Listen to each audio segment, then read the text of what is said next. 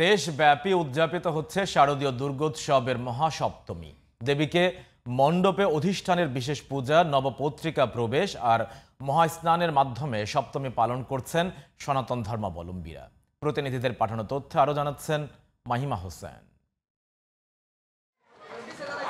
নানা আয়োজন ও জাঁকজমক অনুষ্ঠানের মধ্য দিয়ে ময়মনসিংহে উদযাপিত হচ্ছে শারদীয় দুর্গোৎসবের মহাসপ্তমী।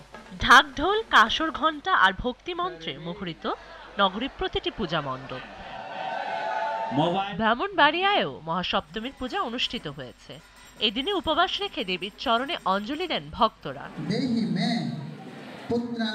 ভৈরবে আইন শৃঙ্খলা বাহিনীর কড়া নিরাপত্তায় দিনটি উদযাপন করেছেন সনাতন ধর্মাবলম্বীরা।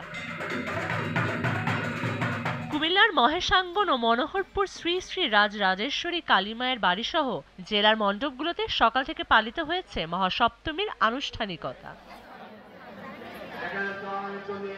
গাজীপুরে দেবী বোধন ও অধিবাসের মধ্য দিয়ে মহাসপ্তমী পালন করেছে ভক্তরা। যাবতীয় নিরাপত্তা সহ সকল ব্যবস্থা নিয়েছে আইন শৃঙ্খলা বাহিনী। নবপত্রিকা প্রবেশ, দেবীর স্থান ও চণ্ডীপাঠের মাধ্যমে পটুয়াখালীর কলাপাড়ায় পালিত হয়েছে মহাসপ্তমী। রংপুরে পালিত হয়েছে মহাসপ্তমী।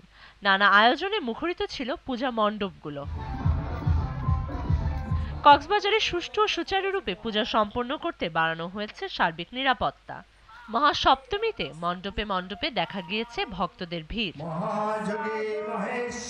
সারা দেশের মতো উৎসবের রং ছড়িয়ে নাটোর ও জয়পুরহাটেও পালিত হয়েছে মহাসপ্তমী।